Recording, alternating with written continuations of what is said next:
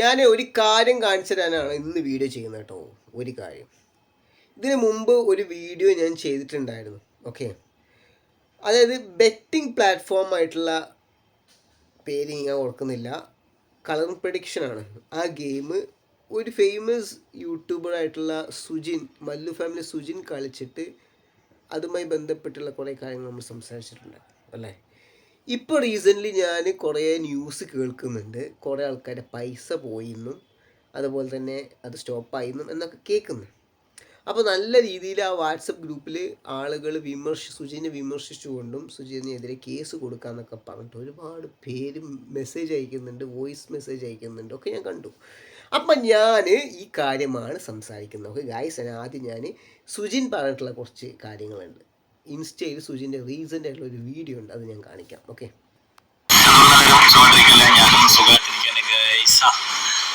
ആ ഒരു ഗെയിമിനെ പറ്റിയിട്ടാണ്, വേറൊന്നുമല്ല. ഗെയിമിനെ പറ്റി കുറെ പേര് എനിക്ക് മെസ്സേജ് അയക്കുന്നുണ്ട്, പൈസ കുറെ കിട്ടി, കുറച്ചൊക്കെ പോയി എന്നൊക്കെ പറഞ്ഞിട്ട്. അപ്പൊ എല്ലാവരും ഞാൻ വീണ്ടും ഓർമ്മിപ്പിക്കാൻ, ഞാൻ ഒരുപാട് വീഡിയോസ് പറഞ്ഞിട്ടുണ്ട്.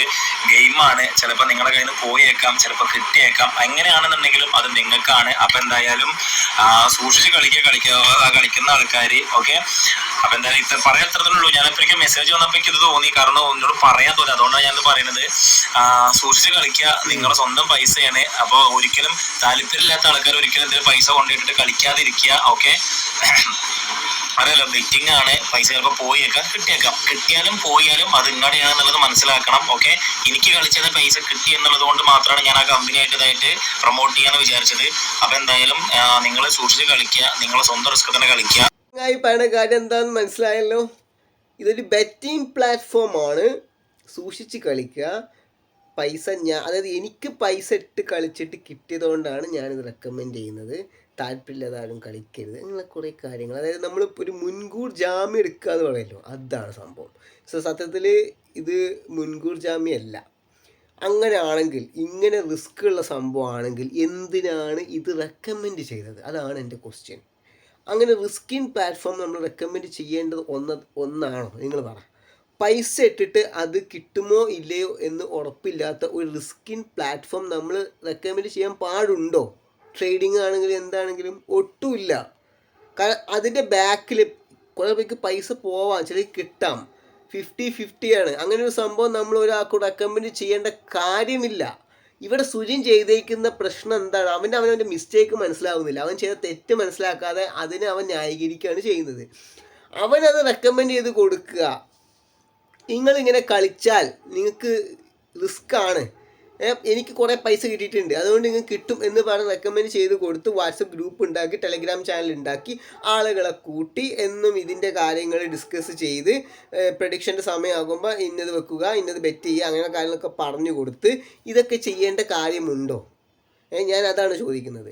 ഒരു റിസ്കിൻ പ്ലാറ്റ്ഫോം റെക്കമെൻഡ് ചെയ്ത് ആളുകൾ അതിലോട്ട് കൊണ്ടുവരുത്തിച്ച് പല ആൾക്കാരുടെ പൈസ നഷ്ടപ്പെട്ടു, ചില ആൾക്കാർക്ക് എന്താ ചില്ലറ കിട്ടി.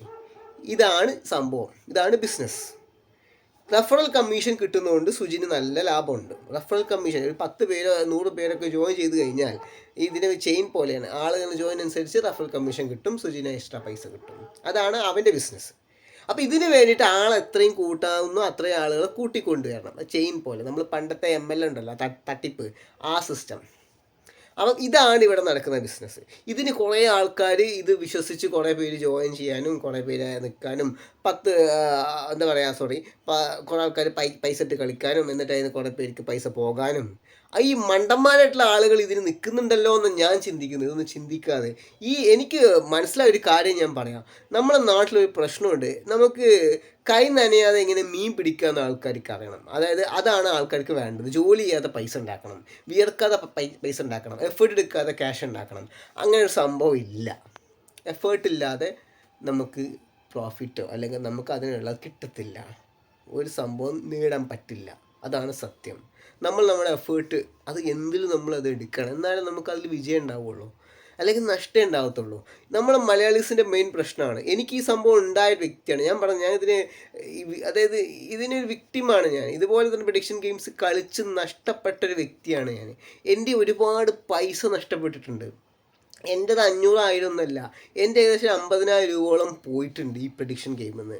അത് ഈ സമയത്തല്ല, അതിന് മുമ്പ് ഞാൻ വീഡിയോയിൽ സംസാരിച്ചിട്ടുണ്ടായിരുന്നു. 2020 ടൈമിൽ, കോവിഡ് ടൈമിലാണ് ഈ സംഭവം അധികമായിട്ട് വന്നത്, ഈ gaming betting platform, colour prediction games. ആ സമയത്ത് ഞാൻ നല്ല പോലെ പൈസ ഇറക്കി കളിച്ചു. പക്ഷേ എനിക്ക് പൈസ തിരിച്ച് കിട്ടിയെങ്കിൽ അതിൻ്റെ ഇരട്ടിയായിട്ട് പൈസ നഷ്ടപ്പെട്ടു. അതുപോലെ തന്നെ വേറെയും കുറേ MLM പ്ലാറ്റ്ഫോം കൊണ്ടുപോയി പൈസ ഇട്ടിട്ടുണ്ടായിരുന്നു, അതിൽ നിന്നും കുറേ പൈസ പോയി. അപ്പോൾ ഇതുകൊണ്ടാണ് ഞാൻ പറയുന്നത് ഇങ്ങനത്തെ സംഭവങ്ങൾ നിങ്ങൾ പോയി ചാടരുത് എന്നുള്ളത്. അന്ന് ഇതേപോലെ തന്നെ പല ആൾക്കാരുടെയും ക്യാഷ് പോയിട്ട് വാട്സപ്പ് ഗ്രൂപ്പിൽ ചർച്ചയായിട്ടുണ്ട്. ഞാൻ ഓർക്കുന്നുണ്ട്, ഒരു പയ്യൻ കടം മേടിച്ച് അവൻ ഇതേപോലെ ഒരു ബെറ്റിംഗ് പ്ലാറ്റ്ഫോമിൽ കൊണ്ടുപോയിട്ടിട്ട് ആ പൈസ മൊത്തം പോയി. സൂയിസൈഡ് എന്ന ഒരു ഓപ്ഷനിലോട്ട് അവൻ എത്തിയപ്പോൾ ആ ഗ്രൂപ്പിലുള്ള ഞങ്ങൾ കുറച്ച് പേര് കൂടിയിട്ട് എല്ലാവരും കൂടെ പൈസ പിരിച്ചിങ്ങനെ കൊടുത്തൊരു സംഭവം ഉണ്ടായിരുന്നു അന്ന്. കുറച്ച് നമ്മളെ രീതിയിൽ അന്നൊക്കെ ഈ സംഭവം വളരെയധികം ചർച്ചാ വിഷയമായിട്ടുണ്ട്. വീണ്ടും ഇതുപോലത്തെ ഗെയിമുകൾ ഇങ്ങനെ വീണ്ടും ആൾക്കാർ ഉണ്ടാക്കുന്നുണ്ട്. ഇതിൻ്റെ പല ആൾക്കാർ, ഇതിൻ്റെ ആരാണ് ഇത് ഉണ്ടാക്കുന്നതെന്ന് എനിക്ക് അറിഞ്ഞൂടാ. എന്നിട്ട് ഇതുപോലത്തെ കുറേ യൂട്യൂബേഴ്സ് ഇത് പ്രൊമോട്ട് ചെയ്യാൻ, എന്നിട്ട് അത് കണ്ട് വിശ്വസിച്ച് കുറേ മലയാളീസും കുറേ ആൾക്കാരും അതിൽ ജോയിൻ ചെയ്തിട്ട് പൈസ കളയാനും. ഇതാണ് സത്യത്തിൽ നടക്കുന്ന ബിസിനസ്. എന്ന് പറഞ്ഞ യൂട്യൂബർ പുള്ളി ഒരുപാട് തട്ടിപ്പും കാര്യങ്ങളും പണ്ടും ചെയ്തിട്ടുണ്ട്. പല വിഷുവിൻ്റെ, നമ്മളിതിനു മുമ്പ് സംസാരിച്ചിട്ടുണ്ട്, വിഷു പ്രമാണിച്ച് കൈനീട്ടം അങ്ങനെ കുറേ സംഭവങ്ങളൊക്കെ പറഞ്ഞിട്ട്. ഇപ്പോൾ അത് വേറെ. എന്തിനാണ് ഇതിൻ്റെയൊക്കെ ചെയ്യേണ്ട ആവശ്യം? ആളുകൾക്ക് അവരെ ഇഷ്ടത്തിന് അവർ ജീവിക്കട്ടെ. നിങ്ങൾക്ക് റഫൽ കമ്മീഷൻ കിട്ടാൻ വേണ്ടിയിട്ട് ആൾക്കാരെ കുഴി കൊണ്ട് ചാടിക്കേണ്ട വല്ല ആവശ്യമുണ്ടോ സുജിനെ? എനിക്ക് അതാണ് സുജിൻ്റെ അടുത്ത് ചോദിക്കാനുള്ളത്. സുജി ഇതുകൊണ്ട് എന്ത് ബെനിഫിറ്റാണ് കിട്ടുന്നത് ആൾക്കാരെ കയ്യിൽ നിന്ന് പൈസ നഷ്ടപ്പെടുത്തിയിട്ട്? ആൾക്കാർക്ക് തീരെ ബോധമില്ല, അത് വേറെ കാര്യം. ഇതൊക്കെ ഒരു തെറ്റായിട്ടുള്ളൊരു സംഭവമല്ലേ ആൾക്കാരെ കൊണ്ട് ഇങ്ങനെയൊക്കെ ചെയ്യിപ്പിക്കുന്നത്? ഇപ്പം ഞാൻ അന്ന് പറഞ്ഞ പോലെ സംഭവിച്ചു. ഇപ്പോൾ ആ കാര്യം പൈസ നഷ്ടപ്പെട്ടു. ഇത് കേസ് കൊടുക്കാൻ പോവാണ്. എന്ത് കേസ് കൊടുക്കാൻ പോവാണ്? ഒരു ഗെയിമിംഗ് പ്ലാറ്റ്ഫോമിൽ പൈസ നമ്മൾ കൊണ്ടുപോയിട്ടിട്ട് കേസ് കൊടുത്തിട്ട് വല്ല കാര്യമുണ്ടോ? ഒന്നും നേടാൻ പോണില്ല. ഏറ്റവും വലിയ തട്ടിപ്പ് കാണിച്ച നിഷാദ് എല്ലാ ട്രേഡിങ്, ഞാനും അതിലും കൊണ്ടുപോയി കുറേ പൈസ ഇട്ടതാണ്. എൻ്റെയും കുറേ പൈസ പോയി, 10,000-25,000 രൂപ പോയി കിട്ടി. ഇതുവരെ ഒരു രൂപ പോലും എനിക്ക് അതിന് തിരിച്ചിട്ടിട്ടില്ല. എത്രയോ കോടികണക്കിന് ഉറുപ്പിയും കൊണ്ട് ആൾ പോയി. ആളെ പൊടി പോലും ഇപ്പം ഇല്ല. ഇതൊന്നും നടക്കാൻ പോകുന്ന കാര്യമില്ല, കേസും കോടതിയൊന്നും. ഈ ഇങ്ങനത്തെ പ്ലാറ്റ്ഫോമിൽ പൈസ ഇടപാടിലൊന്നും ഇതൊന്നും ആരും സഹായിക്കില്ല. പക്ഷെ അതല്ല, നിങ്ങൾ ഏതെങ്കിലും കമ്പനിയിൽ നിന്നോ അല്ലെങ്കിൽ എന്തെങ്കിലും ഷോപ്പിൽ നിന്നോ പ്രൊഡക്ട്സ് മേടിച്ചിട്ട് അതെന്തെങ്കിലും ഉടായ്പ അങ്ങനെയൊക്കെ ആണെങ്കിൽ നിങ്ങൾ കൺസ്യൂമർ കോർട്ടുമായി ബന്ധപ്പെട്ട് അങ്ങനത്തെ സംഭവം കേസ് കൊടുക്കാമല്ലാതെ നിങ്ങൾ അറിഞ്ഞുകൊണ്ട് പൈസ കൊണ്ടുപോയി കൊടുക്കുക, ഇടപാട് ഇതുപോലത്തെ കടം മേടിച്ചതോ അങ്ങനത്തെ വല്ലതോ അല്ലെങ്കിൽ ഇതുപോലത്തെ പ്ലാറ്റ്ഫോം കൊണ്ടിട്ടൊന്നും പൈസ ഇടപാടിനൊന്നും പോലീസോ പട്ടാളമൊന്നും ഇടപെടാൻ പോകുന്നില്ല, തിരിച്ച് കിട്ടാനും പോകുന്നില്ല. ഒരുപാട് എക്സാമ്പിൾസ് ഉണ്ട്. നമ്മളെ പേഴ്സണൽ കാര്യങ്ങളിലായാലും അങ്ങനെ ആയാലും ഇങ്ങനെ ഒരുപാട് എക്സാമ്പിൾസ് ഉണ്ട്. അപ്പോൾ ഇതിലൊന്നും ഞാനൊരു കാര്യം പറയാം, ഏത് ബെറ്റിംഗ് പ്ലാറ്റ്ഫോമും അവർക്ക് ലാഭം ഉണ്ടാക്കാൻ നോക്കുകയുള്ളൂ, അവർക്ക് ലാഭം ഉണ്ടാക്കാൻ, അല്ല നമുക്ക് പൈസ തരാൻ ഓര് ശ്രമിക്കൂല. ഓൽക്ക് എങ്ങനെ ബിസിനസ്, സത്യത്തിൽ അവരുടെ ബിസിനസ് എന്താ നിങ്ങൾക്ക് അറിയുമോ? അതാണ് നിങ്ങൾ ആദ്യം മനസ്സിലാക്കേണ്ടത്. ഏതൊരു ബെറ്റിംഗ് പ്ലാറ്റ്ഫോമിൻ്റെ ബിസിനസ് എന്താണ്, അല്ലെങ്കിൽ ഏതൊരു ഇതുപോലെ സംഭവത്തിൻ്റെ ബിസിനസ് എന്താണ്? ആളുകൾ കൂടുതൽ ജോയിൻ ചെയ്യണം. ഞാൻ ജോയിൻ ചെയ്ത് എൻ്റെ റെക്കമെൻഡേഷൻ ഞാൻ 10 പേരെ ജോയിൻ ചെയ്യിപ്പിക്കുക, അവർ 10 പേരെ ചെയ്യിപ്പിക്കുക, അങ്ങനെ ആളുകൾ കൂടി വരണം.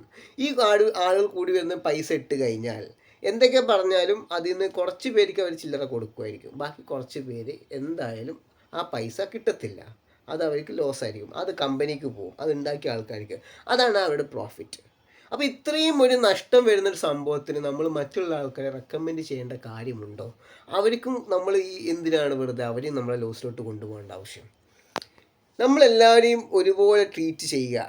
ആർക്കും ദോഷം ഉണ്ടാകുന്നൊരു സംഭവം നമ്മൾ പ്രൊമോട്ട് ചെയ്യാൻ പാടില്ല. ഞാൻ അതാണ് പറയുന്നത്. നിങ്ങൾക്ക് ഇനി പൈസ ഉണ്ടാക്കണം അല്ലെങ്കിൽ എന്തെങ്കിലും ഒരു ഇത് വേണമെന്നുണ്ടെങ്കിൽ നിങ്ങൾക്ക് യൂട്യൂബ് ചാനൽ സ്റ്റാർട്ട് ചെയ്തൂടെ? നിങ്ങൾ വീഡിയോസ് ചെയ്യൂ, അതിന് കോടികൾ കിട്ടുമോ? അല്ലെങ്കിൽ ഇതേപോലെ പെട്ടെന്ന് പൈസ ഉണ്ടാക്കാൻ നടക്കൂല. എന്നാലും നിങ്ങൾക്ക് അങ്ങനെ വല്ലതും ഉണ്ടെങ്കിൽ നിങ്ങൾ അങ്ങനെ ചെയ്യുക, അല്ലെങ്കിൽ വേറെ വല്ല സംഭവങ്ങൾ ചെയ്യുക. കുറേ സംഭവങ്ങളുണ്ട് ബിസിനസ് ചെയ്യാനുള്ളത്. നിങ്ങൾക്ക് വീട്ടിൽ തന്നെ തുടങ്ങാവുന്ന ചെറിയ സംഭവങ്ങൾ, സംരംഭങ്ങൾ, അല്ലെങ്കിൽ അങ്ങനെ കുറേ സംഭവങ്ങളുണ്ട്. അതൊക്കെ ചെയ്യുക.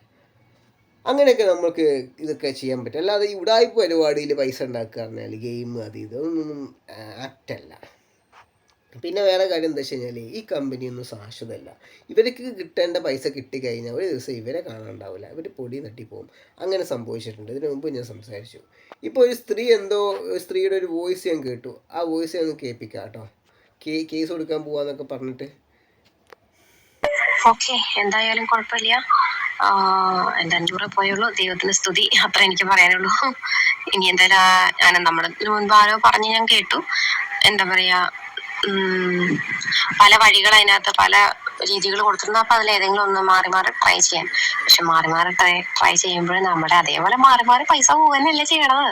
ഒരു പ്രാവശ്യം പോയി പാഠം പഠിച്ചാൽ പിന്നെ അതിന് നിൽക്കില്ലല്ലോ. അത്ര എനിക്ക് ഞാൻ പറയാനുള്ളൂ.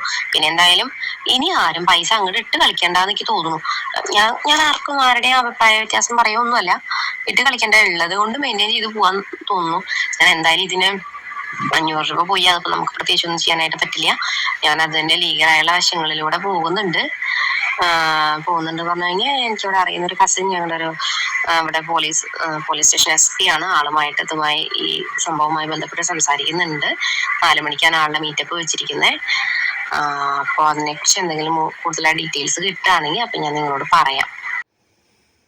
ഞാൻ പറഞ്ഞല്ലോ, ഇതൊന്നും നടക്കാൻ പോകുന്ന കാര്യമല്ല. നിങ്ങൾ ഈ പൈസ ഇട്ട് കളിച്ചൊന്നും, നിങ്ങൾ ഈ കേസ് കൊടുത്തിട്ടൊന്നും നടക്കാൻ പോകുന്ന കാര്യമല്ല. എന്നാലും നിങ്ങൾ പ്രതീക്ഷ കൈവിടേണ്ട. നിങ്ങൾ കേസ് കൊടുത്തോ, എന്താ നടക്കാമെന്ന് അറിഞ്ഞൂടാ. പിന്നെ ഈ സുജിനെ വിശ്വസിച്ചുകൊണ്ട് നിങ്ങൾ ഈ പൈസ ഒന്നും ഇനി ഇതേപോലെ കൊണ്ടുപോയിട്ടരുത്. ഓക്കെ, ഒരുപാട് യൂട്യൂബേഴ്സ് തട്ടിപ്പിനായിട്ട് നടക്കുന്ന ആൾക്കാർ വേറെ ഉണ്ട്. അപ്പോൾ അവരൊന്നും വിശ്വസിച്ച് നിങ്ങളെ കയ്യിലുള്ള ക്യാഷ് വെച്ചിട്ട് കളിക്കരുത്. ഓക്കെ, എനിക്ക് അതേ പറയാനുള്ളൂ. ഇനിയിപ്പോൾ ഇതുമായി ബന്ധപ്പെട്ട് ഞാൻ ഇപ്പോൾ അടുത്തൊന്നും വീഡിയോ ചെയ്യൂല. കാരണം ഈ വിഷയം എനിക്ക് കൂടുതൽ സംസാരിക്കാൻ താല്പര്യമില്ലാത്തതുകൊണ്ട്. കാരണം നമ്മൾ അതായത് അത്യാവശ്യം നമ്മൾ ചിന്തിക്കാൻ അറിയുന്ന ആൾക്കാർക്ക് നമ്മൾ ഒരു തവണ പറഞ്ഞാൽ മതി ചെയ്യരുതെന്ന്. പിന്നെയും ആൾക്കാർക്ക് വാണിംഗ് കൊടുക്കേണ്ട കാര്യമില്ലല്ലോ. അവർക്ക് ചിന്തിക്കാനുള്ള ബ്രെയിൻ ഉണ്ടല്ലോ, അതുകൊണ്ടാണ്. ഓക്കെ, അപ്പോൾ അടുത്ത വീഡിയോയിൽ വേറൊരു വിഷയമായിട്ട് വരാം. Okay, by.